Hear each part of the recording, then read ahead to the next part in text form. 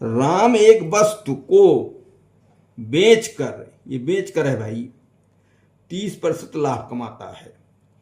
इसे क्रय मूल्य के स्थान पर यदि विक्रय मूल्य पर गणना की जाए तो लाभ कितना प्रतिशत होगा। देखो, लाभ हानि हमेशा क्रय मूल्य पर मालूम किया जाता है सामान्य रूप से, लेकिन कह रहे हैं कि अगर यही लाभ हानि विक्रय मूल्य पर किया जाए तो कितने प्रतिशत होगा। तो हम करें क्या, हम इसको 100 रुपये क्रय मूल्य मान लें और 100 रुपये पर विक्रय मूल्य मिल जाएगा और तब लाभ हानि 100 रुपये पर निकाल देंगे। माना क्रय मूल्य बराबर 100 रुपये, लाभ बराबर 30%। ठीक, इसलिए विक्रय मूल्य बराबर 100 रुपये तो है ही है, 30% लाभ है, 30 रुपये हो गया 100 रुपये पर, बराबर 130। ये हो गया विक्रय मूल्य। अब वो कह रहा है विक्रय मूल्य पर गणना करो लाभ की, तो विक्रय मूल्य ज्यादा है, तो चूंकि 130 पर लाभ 30 है, भाई यही तो कहेंगे, लाभ तो 30% है, तो कह रहा कि इसको विक्रय मूल्य पर गणना कर दीजिए। 130 पर 30 रुपये लाभ, चूंकि 130 पर लाभ बराबर 30 रुपया, इसलिए 1 पर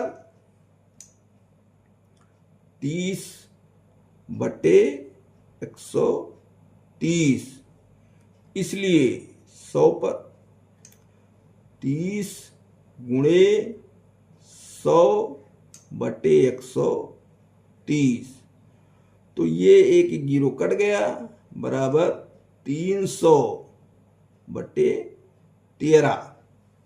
ठीक, अब इसको सरल कर दो, 13 दुनाई 26, 4 बचा, 13 तियां 39।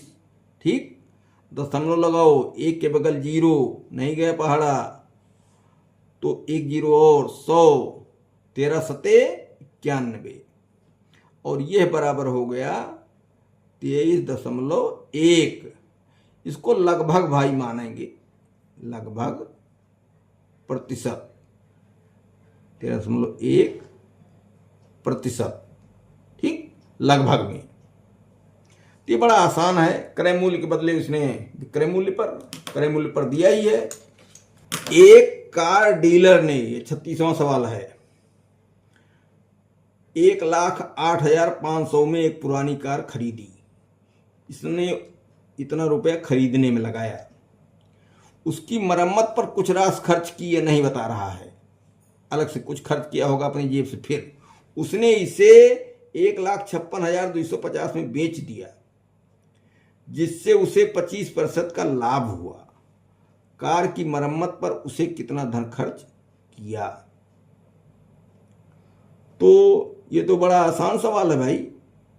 इतना खरीदते समय गाड़ी लिया तो लगाया, कुछ मरम्मत में लगाया, और उसने इसे 1,56,250 में बेच दिया, तो कार की मरम्मत पर उसने कितना धन लगाया। तो ये विक्रय मूल्य है, इसमें से घटा दिया जाए। ठीक, तो घटा कह दिया जाए, पहले जो है उसका क्रय मूल्य निकाल लिया जाए, 25% का लाभ हुआ है, तो विक्रय मूल्य हमारे पास है, लाभ प्रतिशत दिया है, तो क्रय मूल्य निकाल लें। क्रय मूल्य में 1,08,000 भी रहेगा और मरम्मत वाला भी रहेगा, दोनों रहेंगे, दोनों लागत में है।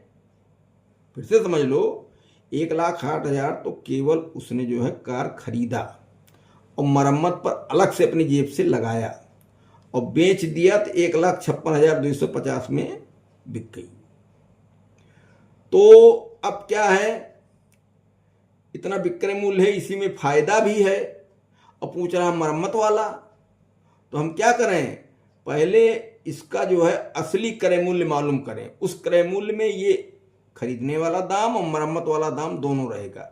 जब वह क्रय मूल्य आ जाएगा तो ये खरीदने वाला उसमें निकाल देंगे, मरम्मत वाला मिल जाएगा। बस इतना है। तो खरीद मूल्य बराबर 1,08,500। ठीक। विक्रय मूल्य बराबर 1,56,250। ठीक। लाभ प्रतिशत बराबर 25%। ठीक। और मरम्मत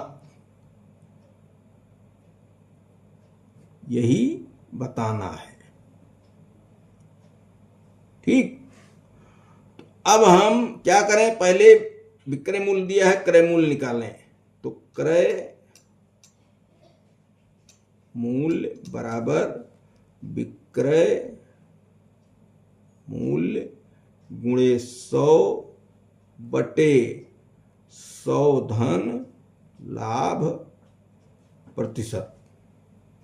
विक्रय मूल्य 1,56,250 गुणे 100 बटे लाभ कितना हुआ 25%, 125। 25 चौका 100, 25 पंचे 125। 5 से ये भी कट जाएगा, 5 तिहाई 15, 5 एक्के 5, 1 बचा 12, 5 दुनाई 10, 2 बचा 5 पचम 25 जीरो। अब एक 4 है तो 4 से गुणा कर दो, 4 0 0, 4 पंचे 20 के फिर 0, 4 दुनाई 8 2 10 और 4 एक्के 4 1 5, 4 तिहाई 12। ठीक। ये हो गया 1,25,000। तो क्रय मूल्य बराबर 1,25,000। ठीक। अब इसी में मरम्मत है, मरम्मत है, इसलिए मरम्मत खर्च बराबर 1,25,000 ऋण 1,08,500, 1,08,500। 0 0, 10 में से 5 गए 5 और यहाँ 4 बचा, एक उधार गया तो 14 में से 8 गए 6 और एक यहाँ बचा 1, ये कट गया। इसलिए मरम्मत खर्च बराबर 16,500। ठीक। ये ऑप्शन नंबर ए सही है। बड़ा आसान है भाई। अब इसमें कुछ लोग इसमें आ जाते हैं कि 1,56,250 बेचा तो ये घटा दें, तो घटा देंगे तो क्या इसमें 3 चीजें हैं। एक तो 1,08,500 है, एक मरम्मत का है, एक 25% लाभ का है। इसीलिए हमने क्या किया कि क्रय मूल्य निकाला, तो जो क्रय मूल्य रहेगा उसमें 1,08,000 और मरम्मत रहेगी, तो वही क्रय मूल्य आ गया 1,25,000। खरीद मूल्य जो है उसमें से घटा दिया गया, 16,500 आया, ये मरम्मत वाला खर्च है।